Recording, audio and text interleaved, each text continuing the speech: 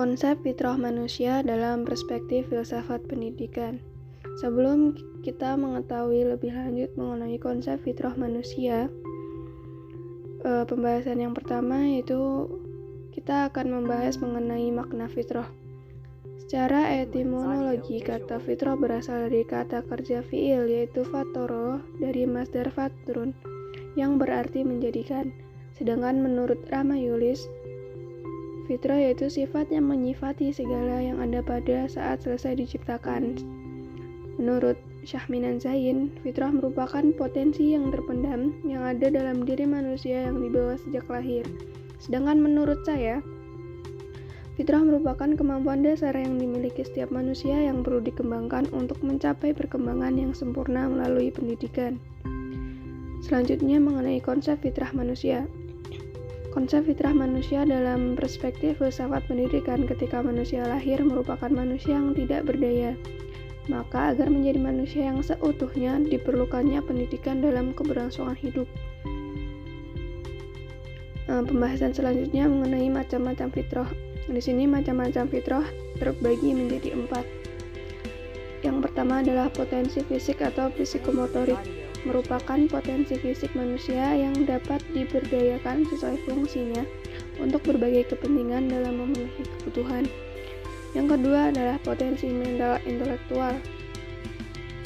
Potensi ini merupakan potensi yang ada pada otak manusia yang berfungsi untuk merencanakan sesuatu, menganalisis dan memahami sesuatu tertentu.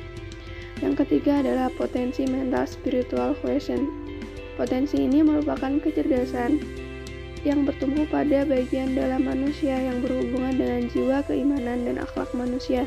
Dan yang terakhir keempat yaitu potensi sosial emosional. Potensi ini merupakan potensi yang ada pada otak manusia yang berfungsi untuk mengendalikan amarah serta bertanggung jawab terhadap sesuatu. Selanjutnya mengenai hakikat fitrah manusia dalam pandangan pendidikan. Sebelum mengetahui hakikat fitrah manusia, di sini saya akan menjelaskan makna fitrah menurut Hasan Langulung. Beliau menyatakan bahwa ketika Allah meniupkan ruh pada diri manusia, maka pada saat itulah manusia mempunyai sebagian sifat-sifat ketuhanan yang tertuang dalam Asmaul Husna. Hanya saja kalau Allah serba maha, dengan manusia hanya diberi sebagiannya saja. Sebagian sifat-sifat ketuhanan yang menancap pada diri manusia dan dibawanya sejak lahir, itulah yang dinamakan fitrah manusia.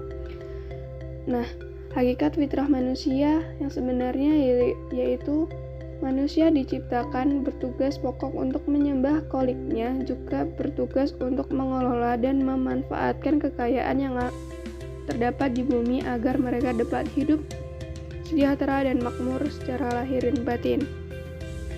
Selanjutnya mengenai hubungan fitrah dan pendidikan. Hubungan fitrah dan pendidikan merupakan kemampuan jasmani dan rohaniah yang dapat dikembangkan.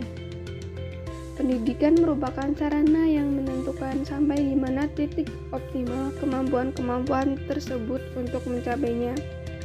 Berikut merupakan aspek-aspek kepentingan dalam mengembangkan pendidikan.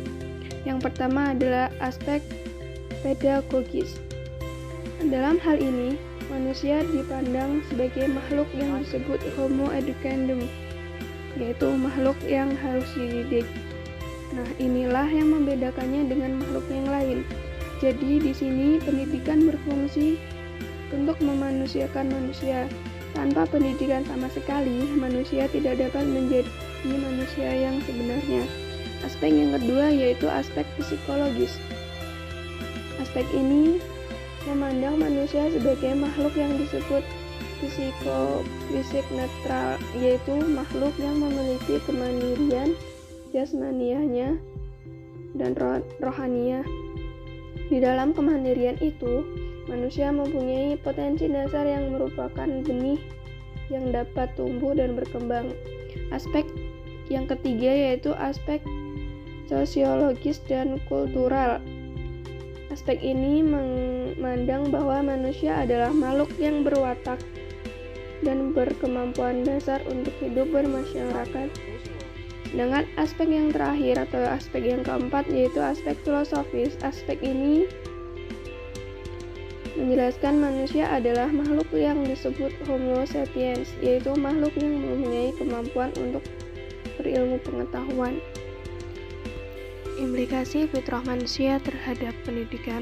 Laksamana emas di dalam perut bumi yang perlu digali dan diolah untuk kebutuhan manusia. Seperti itulah gambaran fitrah manusia dalam mengolah potensi-potensi fitrah yang tersembunyi tersebut. Merupakan kewajiban di dalam pendidikan, yakni merubah potensi-potensi tersebut menjadi kemahiran, karya, ide, pengetahuan, dan lain-lain yang dapat bermanfaat bagi manusia. Dalam ilmu pendidikan ada 5 macam faktor yang menentukan keberhasilan dalam pelaksanaan pendidikan, yaitu tujuan pendidikan, peserta didik, alat pendidikan, dan lingkungan. Oleh karena itu, minat bakat, kemampuan, sikap ikhtiar manusia, dan hasil yang dicapai dapat bermacam-macam.